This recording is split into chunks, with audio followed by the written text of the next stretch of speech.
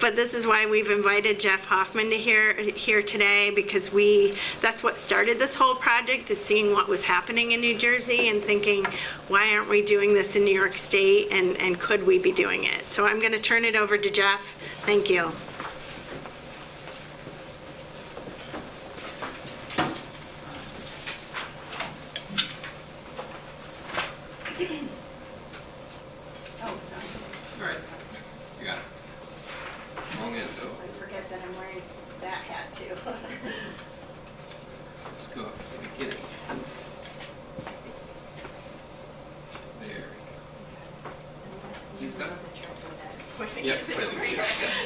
Yeah, it does. Well, thank you for inviting me here. Again, my name is Jeff Hoffman. I'm the New Jersey State Geologist. So I'm in charge of the New Jersey Geological and Water Survey, and we're in New Jersey DEP.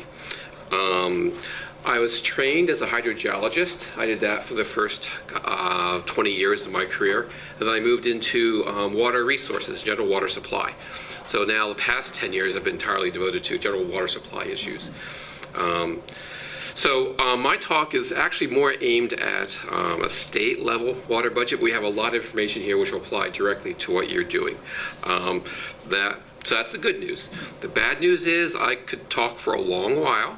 So Maureen, could you give me about 45 minutes in, give me a warning, so I go. And Kate, don't feel bad about the watershed stuff. Everyone who does a water budget, they start off thinking, I'll bang this out this weekend. Coming Monday, have the result.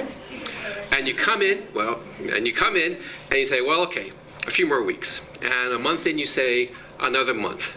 And a year in, you say, I'll have this in another year.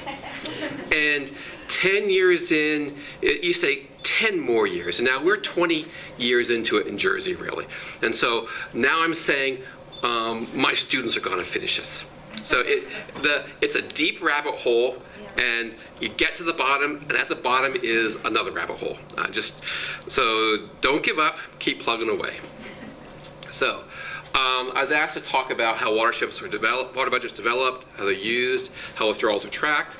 And I realized that's not quite the right order. First, you got to go track your withdrawals. I talk about withdrawals and inputs. How does the water move around? And after that, you can move forward into other things. As Brian mentioned before, if you can't measure it, you can't manage it. We had a DEP commissioner about 20 years ago, this was his motto. You have to measure it. Before you can do anything with it, you have to know what you have.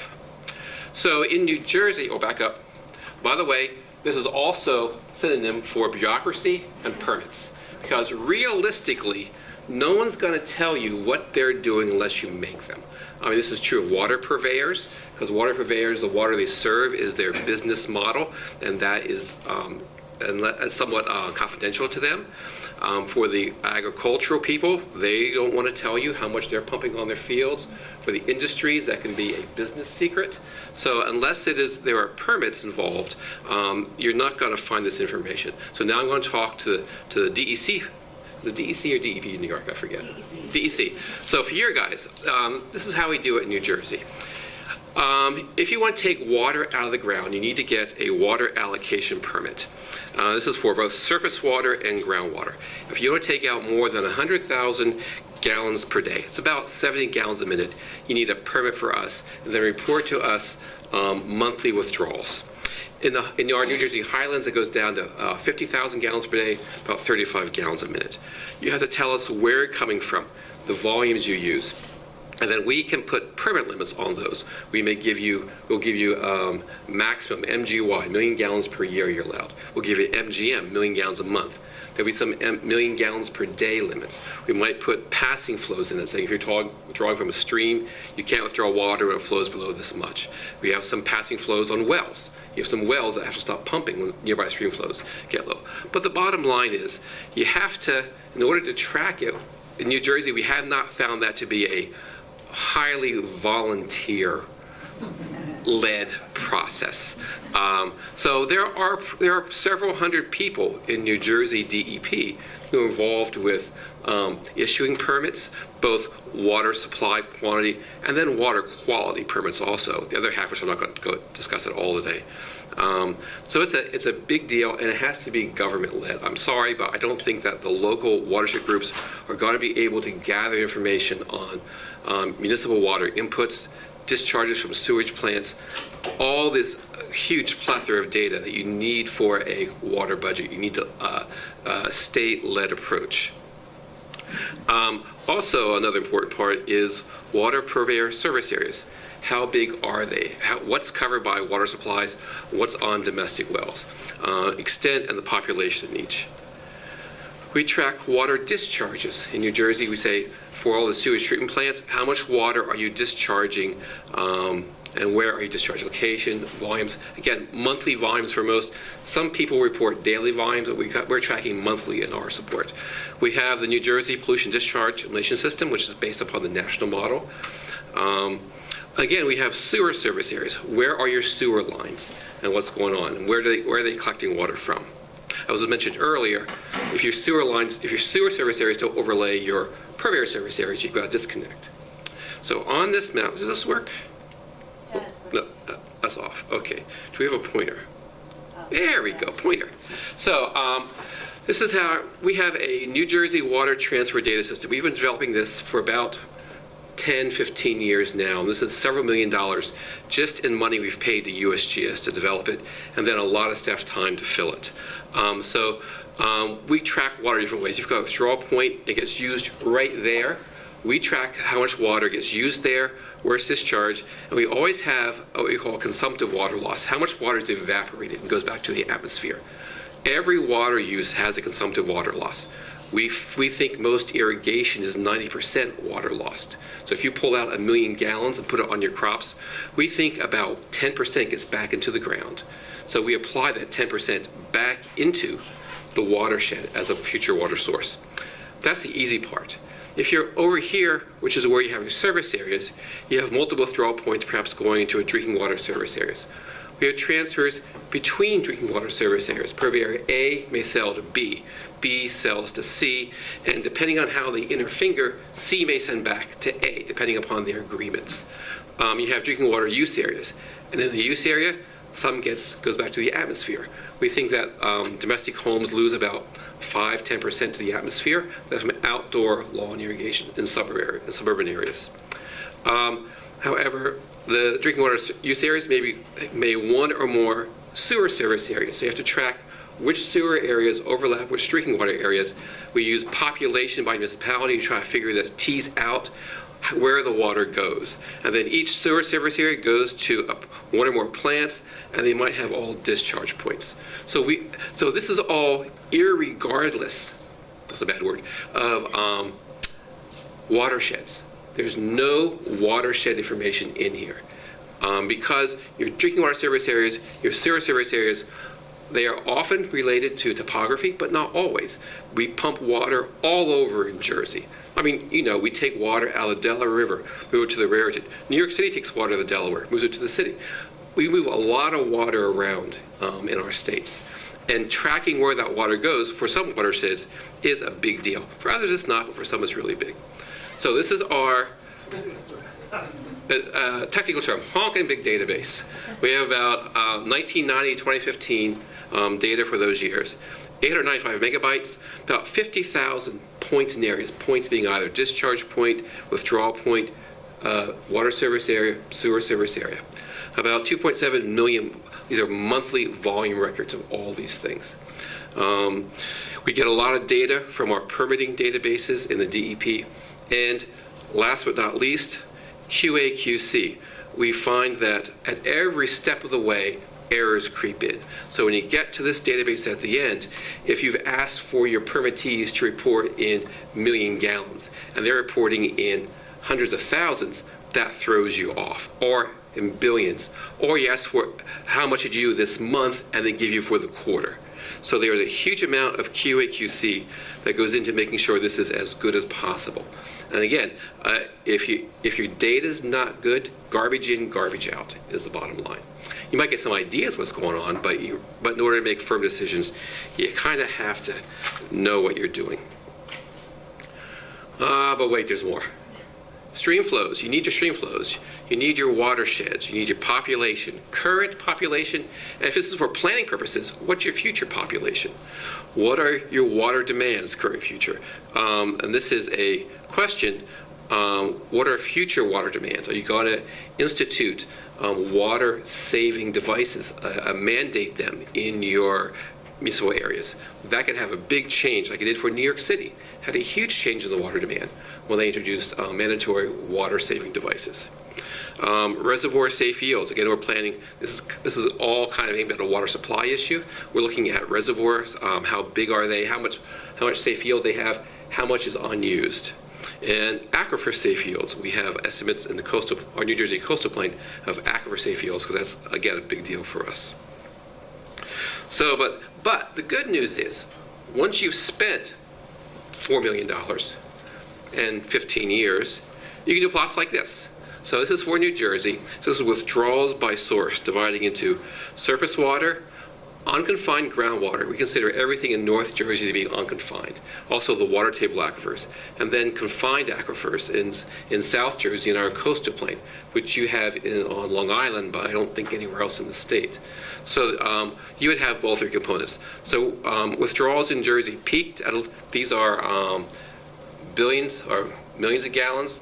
So we look almost 1 billion gallons of withdrawals, or over 1 billion gallons in the early 2000s, but now we're down to about 600 billion. So we've had some declines. So we can track withdrawals, where it's coming from, and we can break this down into individual watersheds, and we'll get to that in a second. We can do withdrawals by use group. We track down how is water used. Now this is total withdrawals. Again, so the content, so it's like you can see for the different sources. We have power generation, potable use, ag/irrigation, commercial, and then other. So our power generation has dropped off dramatically over the past 10 years. Can anyone tell me why that is? There's an easy answer. Yes?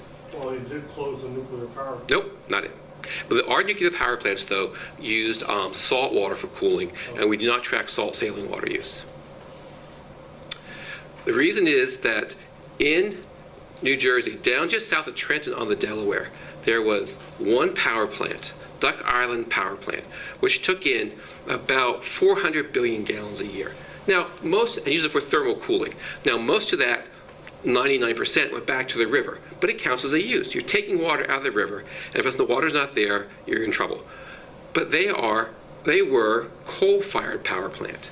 And right now, gas is so much cheaper than coal that in New Jersey, I don't think there's a coal-fired power plant left in New Jersey.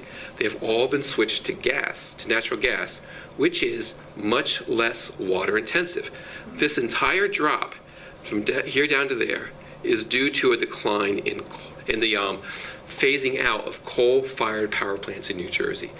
If you take those out, our demand's pretty constant, 500, 600 billion gallons a year. So, but that's a byproduct, though, of the cheap natural gas, is that water demands have decreased a lot in our state. But now, in one sense, I don't care about water demands, because if I pull a big bucket of water out of the ground and I use a little bit, put the rest back, what I care about is that little bit used. That's the amount not available for downstream users. So that amount is we call it consumptive loss. Consumptive loss is water evaporated, lost to the atmosphere. And no, it's going to rain out someplace else, I understand that, but we're going to call that loss for right now. So these are consumptive losses in New Jersey. Transpiration, or you put it in Budweiser, put it in beer and shipped it out. That's a possibility too. But so in New Jersey, this is millions of gallons, looking at, let's see, 80,000 million gallons. 80 billion, 100 billion gallons, between 80 and 100 billion gallons of water consumptively lost in the state. So this is much less than the roughly trillion water use, or 600 billion water uses, a lot less is actually lost. So the remainder is still in your budget. The remainder is available for downstream use. This is annual. These are annual values based upon monthly records. Yes. So our trends show that for this period, we're getting about 533. I've taken out power generation here because that's so, excuse everything, except for power generation, got about 533 billion gallons of total use, but about 72 billion gallons of consumptive use. And again, total use, 412 for potable, 41 billion gallons of consumptive use. The big change, of course, is ag irrigation. They use about 9% total water use, but they account for about a third of all the evaporative water use. So you break down your water use sectors, you can figure out where is the water being used, what is consuming the water. So water budgets, you already know this one. Okay, so here's rainfall in New Jersey. We have lows in South Jersey, highs in North Jersey, and you guys are up here someplace. You're going to have this is an average annual precip, high 40s, low 50s up here. In one sense, I don't care. Because it's going to rain, or not rain, and whatever happens, nature takes about half the water. And about 50% of the water goes away to nature, and it's not available for the water. Now, it's important for ecological functions. Don't get me wrong. Your soil moisture deficits, your evapotranspiration, all those things support the trees and the forest. But from a water supply point of view, we're just kind of gloss over that one. For water availability, what we're going to do in this whole process is we're going to try to calculate consumptive losses, just did that. Depletive losses. Now we get into the fun part about water lost by exports. If you have a well in one watershed and you ship all the water out, that counts as depletive water use. If you have a well here, use area here, sewers here, but treatment plant over there, you're shipping the sewage out. So that counts. Maybe that's, and again, that's not consumptive perhaps. Let's say you pull in 1 million gallons of water and you evaporate 10%, and then 90% you ship out as sewage. You've lost 1 million gallons from this watershed. But the good point is that over here, accretive gains. Over here, the watershed you've added water to, they've got gains. They have more water. That's an accretive water use. So as you transfer water in and out, the outs lose the water, the ins gains the water. So if you want to do this, you got to keep tracking of all those too. This is a GIS user's paradise. You got to know your GIS stuff to do this. And 20 years ago, I knew GIS. I could do that. But now these days, I just sit at my desk and have one of my staff do it. There's plus and minuses to everything. So what we're going to do is we're going to take all these data, which is fed in part by the NJ water tracking database I showed you earlier, and then break this out by water budgets. We look at Huck 11s, 151 Huck 11s in New Jersey. Way back when, in the 90s, USGS started out with watersheds. They call them, and they're not really watersheds, hydrologic unit codes. And there are Huck 8s and Huck 11s across the nation. In New Jersey, we said, okay, you have Huck 8s, too big. Huck 11s, about 151 in Jersey. Okay, that's usable. So we kind of baked them into some of our code and regulations.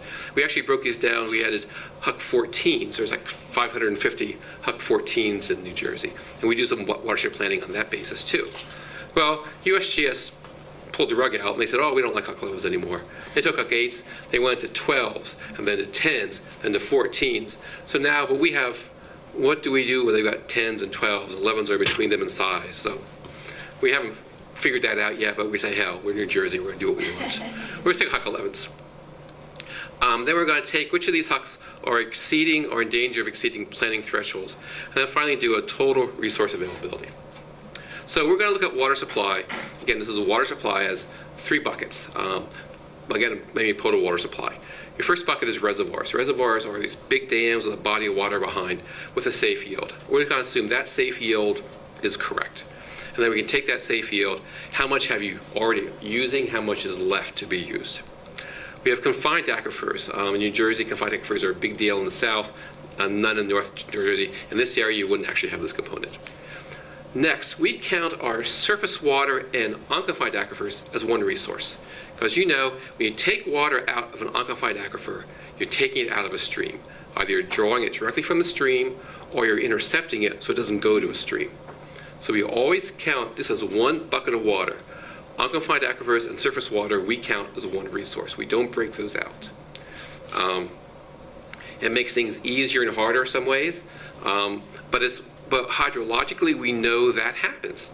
I mean, we've in New Jersey we've seen it a number of times. Groundwater withdrawals near a stream, a wetlands, can affect surface water. And we really couldn't justify breaking those out as two resources. So go bucket number one, reservoirs. Reservoirs in New Jersey, pretty picture one. But we have safe yields is pretty straightforward.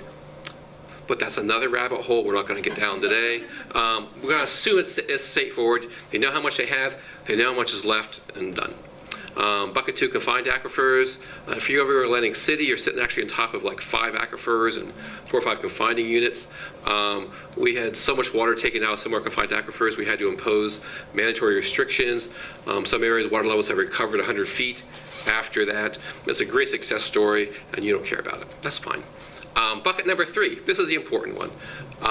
Surface water, unconfined aquifer systems. Again, you take here's natural flowing to stream.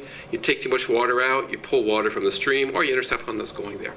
And we that's well-established groundwater hydrology.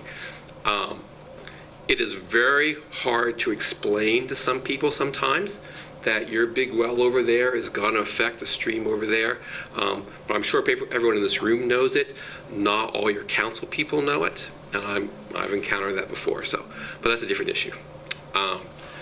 So now, for how much important thing is how much water is in bucket number 3. This is surface water, groundwater. We decided let's just forget groundwater levels. We pay USGS, New Jersey pays USGS about $3 million every year for monitoring stream flows, groundwater levels, all sorts of stuff, and to report things over the satellites and put them on the web. But we decided we really can't look at groundwater levels from a water budget point of view because it doesn't give us any information. But we have stream flows.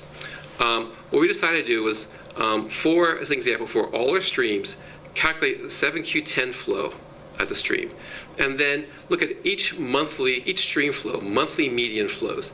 Now this is a monthly median before withdrawals, without human impact. So this is might be if you build a reservoir in a stream, this is pre-reservoir stream flows, or you have to have USGS do their magic for how much money they want to estimate stream flows at the bottom of your HUC 11s. Okay.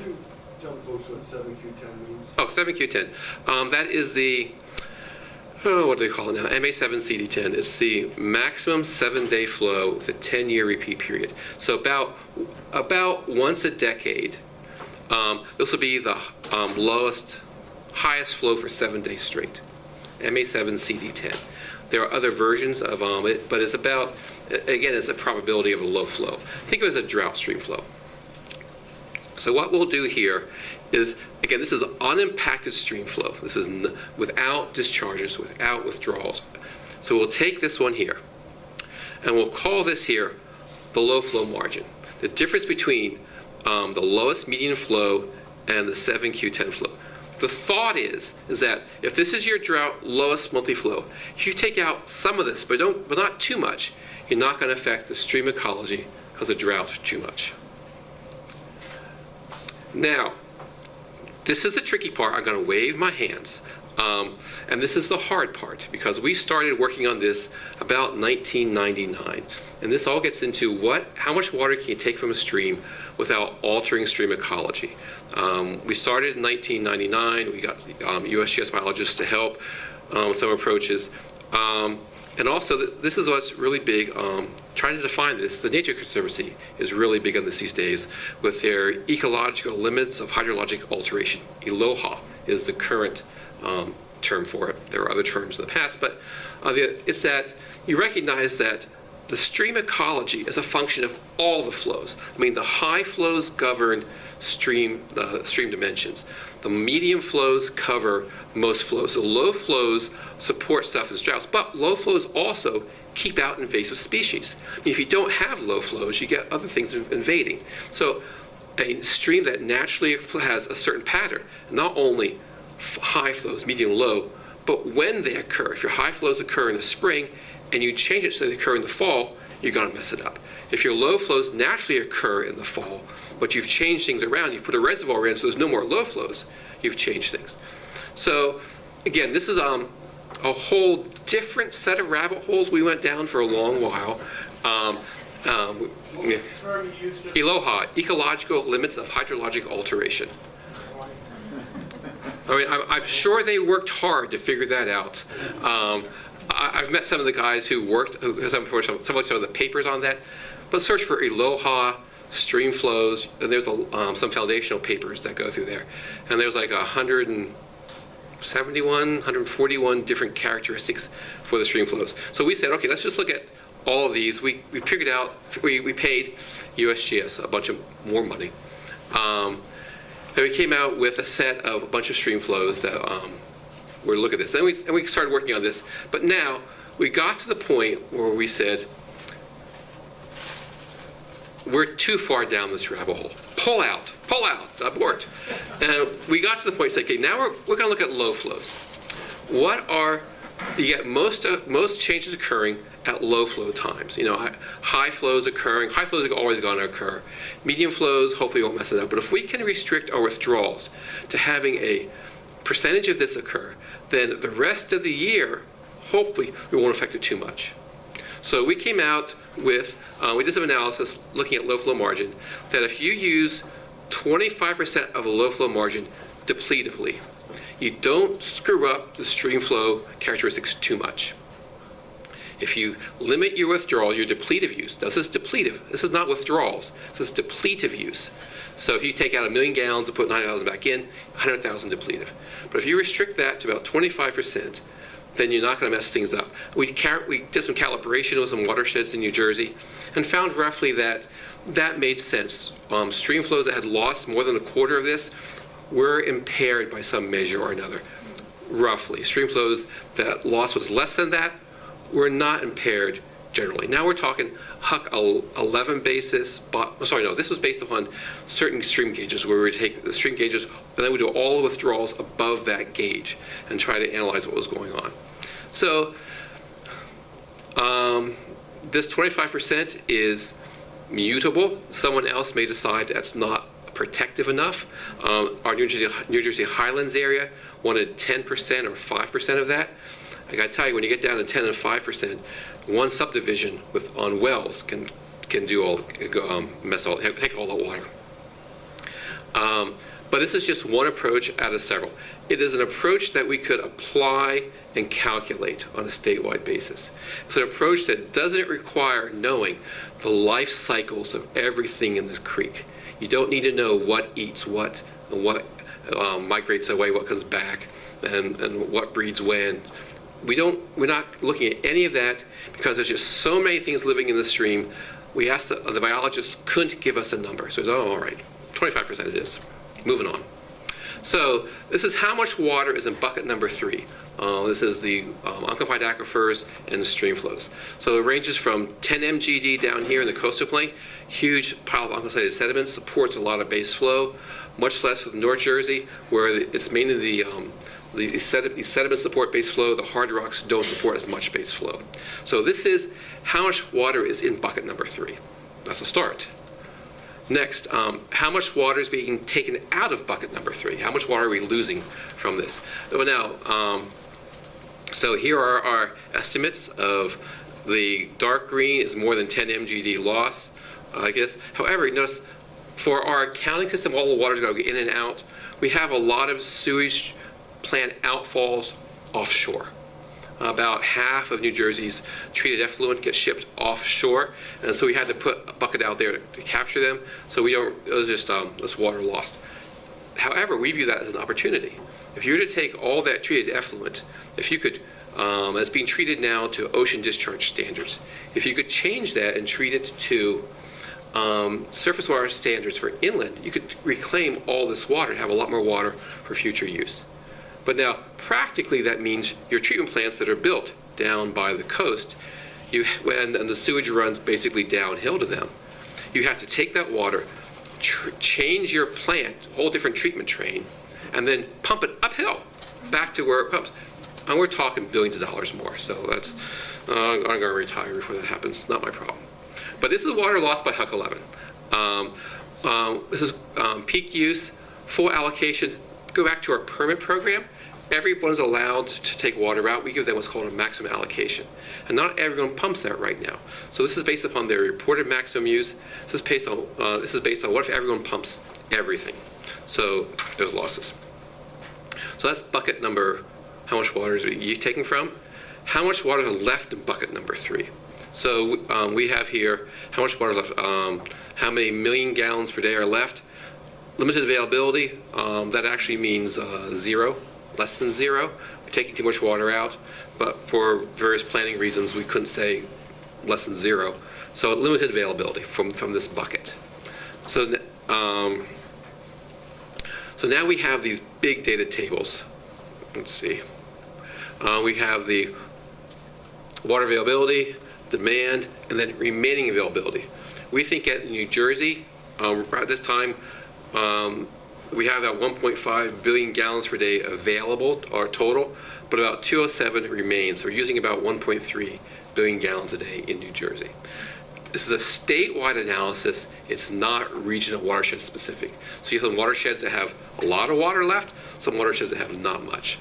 So this is our total resource availability. We take our Huck 11s, we build them up to what we call watershed management areas, 20 of them in New Jersey, because it fits nicely on a piece of paper, basically. So this is the amount of water available by WMA, limited. We don't think there's a lot of water left on a WMA basis, but some of them have a lot more water left. So this is a planning tool to be used for looking at how much water is out there. Again, these are the 3 graphs I showed earlier, combined in one page, so you can compare what's available, current demand, and what's remaining across the state on a statewide basis. And this is good from, here we go. This is good from a planning point of view because we can ship water across the state. We put in pipelines. New York does the same thing. We got pipelines running tens of miles long, dozens of miles long, hundreds of miles, not hundreds, but we have long pipelines that move water from point A to point B, from where water is, especially where the reservoirs are, to where demand is, especially like for New Jersey, Northeast New Jersey, Newark, Jersey City. These places get their water from elsewhere. New York City, they got all their water from elsewhere. If they couldn't import fresh water, I think you have a choice. You can bring fresh water to where people live, or send people to where the fresh water is. And you have a choice. So, and that's not my choice, so I'm not going there. So how do we use this? We had previous plans, 82, 96. These are supposed to be every 5 years. Again, reasons for that, but we don't need to get into that. Now we get to the finished water side. After you get the raw water, treat it, how much water is left at the plants? So these are way beyond water budget ideas right now, so this is not as much relevant to what you want to do. But when it comes time to use your water budget, the reality is that when you do a water budget, you have to supply the ecology, and you have to supply the people. And in the past, the ecology has kind of been given short shrift because people wanted the water. And we're kind of moving the ball swinging the other way now. But from a government point of view, you're going to have to supply water to your people. There's no way around that. So we're looking at where in New Jersey, where we have water, excess water capability right now, where we're going to need it. So in our water supply plan, which is 300 pages here, just do a Google search for New Jersey water supply plan. You can find this very easily, and we only printed out a handful of these because why bother? But here's an example from the Rockaway WA6 Passaic Basin, basically. We calculate, again, withdrawals because of losses, and then withdrawals, consumptive losses there. You go in, our Huck 11s, our WMAs are divided down into Huck 11s. We have townships, which Huck 11s they appear in. We use this to get demand by Huck 11, future growth demands. Future water availability, as demand increases, where is the water available? We do a bucket number 3, the groundwater aquifer analysis. And then by WMA, you can aggregate back up. You can look at this data a lot of different ways. And I'm sorry to say that You can look at them a right way and a wrong way because there's so much data here, and it can be really confusing if you aren't careful about how you use your data. Now that's true with anything, with any water budget, with any big data set. So then we get back to our, get out of the data analysis point. You all just to figure out how we're going to actually use this plan, what we're going to recommend for people to use. We have pinelands, highlands, archaeological areas. We try our archaeological sensitive areas. We have special programs in there. And we came out with 10 policies for improving water supply, but they're pretty common sense. It comes down to use water wisely. You have to have proper asset management, make sure all your stuff is working properly. You don't have leaky pipes, for example. And then, this is important to me, you have to monitor your resource and a continuous assessment. If you stop monitoring stream flows, stop monitoring withdrawals, stop monitoring discharges, you're not going to know what's going on anymore. These are really important things. Thank you. Oh, I didn't take very long. You did great. I did great, yeah, thank you. Questions? Yes, please. Are you at the point in New Jersey where any parts of the state, either locally, regionally, or in your planning from the state level, where you're looking at the possibility of where it's even on the radar yet, of treating sewage and returning it into the whole watershed for water supply augmentation? Why you spec up? That's been going on for decades. Well, I mean, realize it's- okay, let's like the Passaic River. There are treatment plants on upstream Passaic River and have been for decades. So they have sewer service areas that treat the water and that's discharged to state mandated standards, appropriate standards for the streams that are not ecologically impactful, back into the Passaic River, and that is part of the flow for downstream surface water intakes. And those downstream intakes, we do count those upstream effluent pipes as a resource. So we don't allow sewage exports to the river basin if it's counted as part of a resource for a downstream intake. Okay, it was a poorly worded question. Okay. I know Go ahead. what you just said. I know where you're going. Keep going. I guess what I'm wondering is, is it to the point, or do you see it on the radar where there might be a location where the water is going to be returned to an aquifer or to a reservoir, sort of where the public would hear directly, Well, I mean, what they're hearing in other parts of the country. okay. where So they've the public, some of the public is aware that there are upstream discharges of their potable water intakes. That's out there. That's known.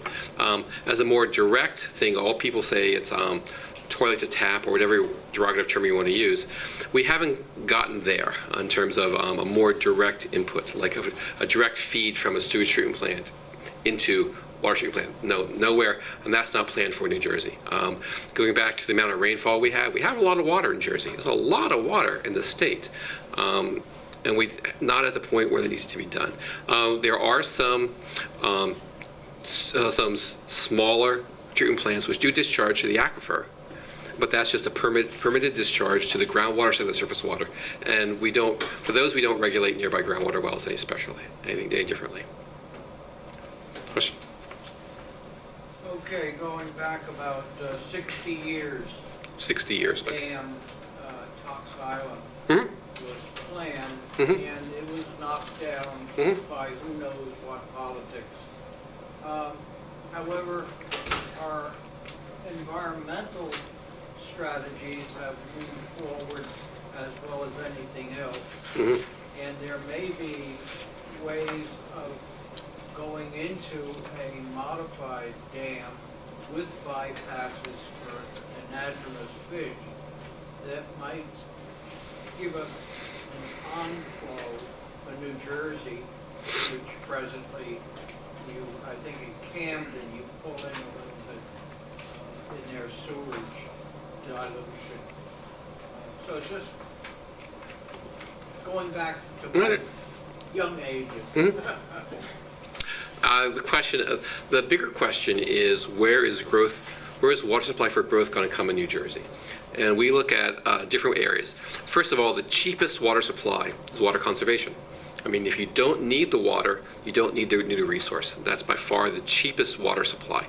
But after that, we have in South Jersey, a lot of wells. We get too close to interfere with each other. So you can't pump all the aquifers all you want, because there are limits to there. Stream flows, you can take more water out of streams some places without violating the low flow margin. The question of reservoirs is fraught with concerns. I mean, certainly if you have higher rainfalls, one way to capture them is in reservoirs. So if you make a reservoir bigger, build a new reservoir, you can capture those flows. The problem is that you have to flood something. I mean, if you already have a reservoir there and you make it higher, the impact is not as great. But if you take a valley right now with no reservoir and put a dam on it, you by nature are flooding the stream bed, creating a stagnant pool, relatively stagnant pool where there used to be a free-flowing stream. And there are a lot of ecological implications for that. So you have to balance off the needs for all those. And there has not been a new dam in Jersey for 30 years, and there's none actively planned right now. I don't know about New York, but it's I'd be surprised if there are places clamoring for new dams in New York. You can tell me if I'm wrong. No, the only thing is people looking at, or water companies looking to raise the height of the dam. Yeah, and raising heights of dam is not that you've already lost a stream there. That too, as in Like- Tuxedo, Okay. to increase capacity for the customer. Yeah, increase safety yield. Yep. Yep, and in North Jersey. Yeah. So you said you don't think watershed groups could be doing water budgeting. but Well, I'll back up. You could By- dig into okay, that. so What do you think they could be doing? And then Okay. second part to that, if New York State is not doing what New Jersey is doing, what would be the first steps you would recommend for New York State to be doing? well, I think State level? at the state level, it requires a vision of where you're going to do this. I mean, New Jersey, we started doing this 20 years ago. We kind of knew we needed to quantify all of these components. But that's a policy call on the state level. So that's a decision made by your governor and the commissioner of the DEC, and the water professionals have to lobby for this, have to show that this is a good thing to do. So that's the first part. The citizens groups can certainly can encourage that action. But you have to decide, is it worth the effort? Again, we're talking for this level of effort, 20 years and millions of dollars of work, plus all the permitting work that went behind tracking all those water users and discharges. So, but that is a statewide water supply plan. So that's not ecological plan. So the watersheds, what you need to do, you need to develop the database of saying where the watersheds are, where are the sensitive. Again, we're looking at large watersheds, and we understand that when you do the permitting decisions, you have to look at where is the wetlands? Which wetlands have endangered species, which wetlands don't? Where are the critical areas to protect? Where are the areas that are not critical, and maybe we can put a wells near there? So there's all these local decisions that the state's never going to have the ability to generate, probably not the ability to generate these local information pools that you have to make informed decisions. Certainly, the water budget, a smaller water budget in terms of precipitation, runoff, you can do all that, and that's fine. As we mentioned, though, that the inputs and outputs when you get into the built-up areas and where the water service areas, sewer service areas overlay and overlap, that is really hard to do, and that's much more of a stretch.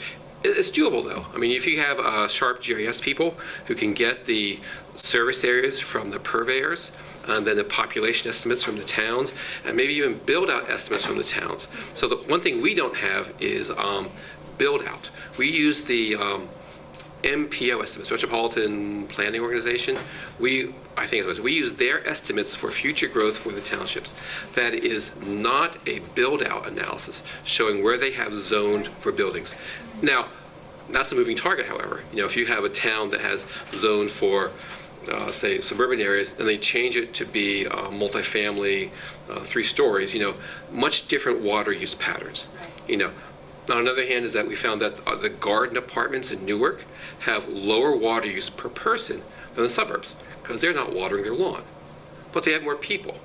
So the changing of the building patterns can be really big in terms of water demand.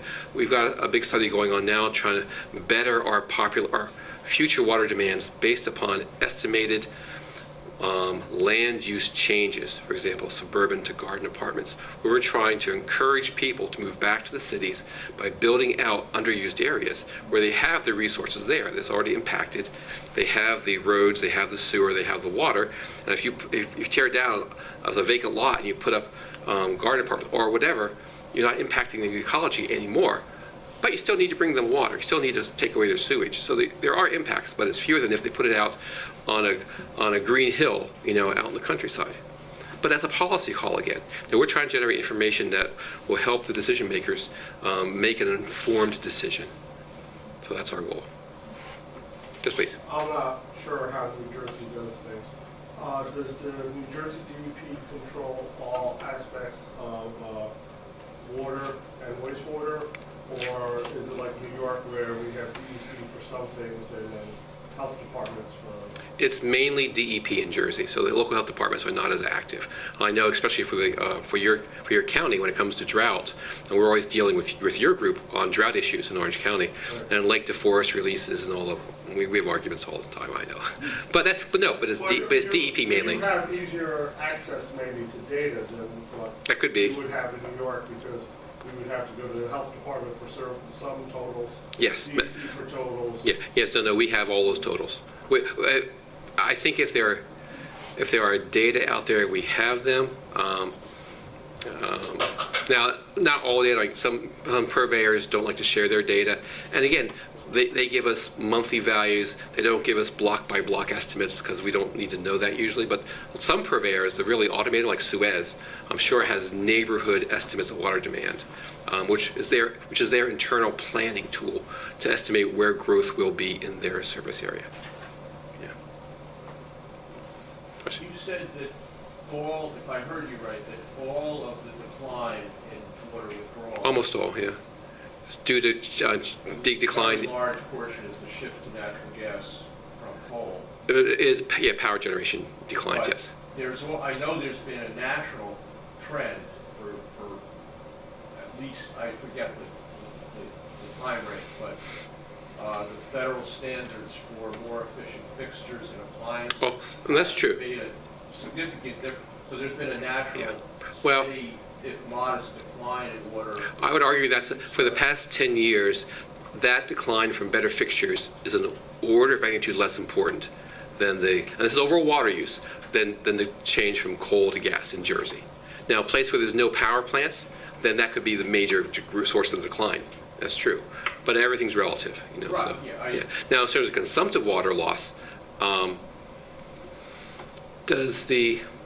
not sure the change of fixtures affects consumptive water loss, though. Total water demand, yes, but not consumptive, because consumptive is, you're still putting the water back in the sewage treatment plant. So let's say you've got 120 gallons per day demand before that, 100 gallons a day after that, you're still putting everything else back into the sewer system and going back to the plant. So it's not a consumptive loss. So you have to be real careful if you're talking total demand or consumptive demand, and consumptive depletive. Because and what relative to? Yeah, it's one rabbit hole after another. Sorry. Any other questions? Please. I'm a consulting hydrogeologist. We worked with a couple communities, and our planning recommendation was to try to limit consumptive loss to 50% of the 7-10. And I'm fascinated. I love what you're doing with 25% of the Low flow margin. low flow margin. And there are reports available on our website, njgeology.org, that go over low flow margin. It'd be fun to kind of look at those and see if those actually end up. Well, but you have to realize you need to get a stream gauge and unimpacted flows. So you have to get the flows before they are altered by upstream reservoirs or major withdrawals. And then, because if you take the current one and look at low flow margin, that's you're dealing from a stacked deck kind of here. It's not valid. We're fortunate to have a watershed that had a gauge and had data from the 30s through the 60s. So we used that 7Q Okay. value and said that going forward, don't take more than 25%. Yeah, it'd be a good exercise to take the low flow margin and see where is that, how does that compare to that number.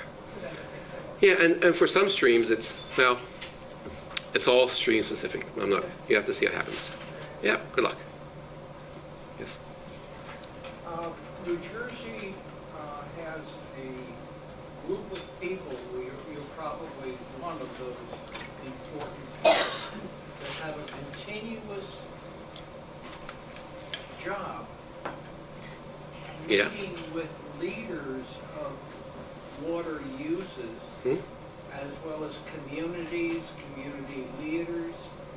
And I just happen to know, let's see, Dr. Kirk's daughter, Carrie. who- Carrie Kirk? Yeah, Carrie Kirklew? Yeah, I know her. right. And here I walk into someone who knows someone that I Yeah. know, and Okay. it was a pleasure sitting down with her and her aunt, Okay. Thank you. listening to all of the things, somebody. Okay, another question. Last question. So I just, because I'll forget it during my talk. So New York is this has been really great because it shows everybody the possibility. So New York has a stream flow estimator tool that can do unimpacted flows at Excellent. unengaged sites across New York State. Excellent. And it concerns the USGS with cooperation from DEC built that for the state to do exactly what we've been talking about. The state has finally put all the major withdrawals in a database. Hmm? So you can do that, and there is the Aloha limits that were discussed. They are done for the majority of New York State, and they're pretty much the same, and so they can be extrapolated and used as ecological impacts across the state.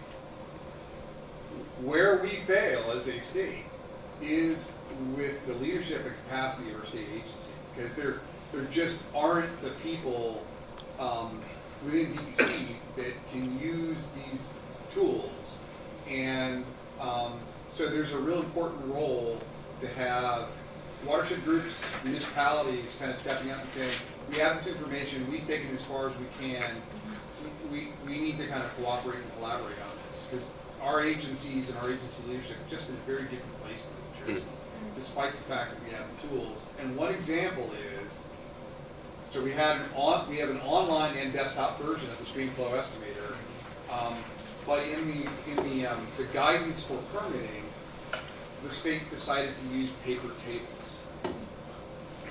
Paper tables? Flow numbers. So that's kind of just the distinction of where we are as a state, and that is something we can all advocate for. And we shut down gauges regularly because we can't pay for them, so we lose live data all the time. And that's another thing that we can advocate. That's. If you can't measure it, you can't manage it. All right. Thank you, thank you. I hate to stop the discussion, but it's also critically important that we get lunch because the cafeteria closes at 1. So I'm going to say if we could be back here by 12:50. Is anyone not eating lunch with us here? Okay, I didn't count you. I wasn't sure. Okay, so I'm not sure how this works, but I think I just give them the number, which I have, and you can go down and enjoy lunch. And Simon, is it down the hall? Downstairs. It's right here in this big lobby. And then just turn left and walk past the closed sort of cafe and you'll see the view. And if they question you, just maybe say you're with the Hudson River Watershed Alliance. I'll try and have one of us get down there and just Maybe help out. Sort of count them. I have a number, which is what they said Yeah, to do. that's all they want. Thank you. So it's 12:50, be back. Thank you, and thanks, Jeff.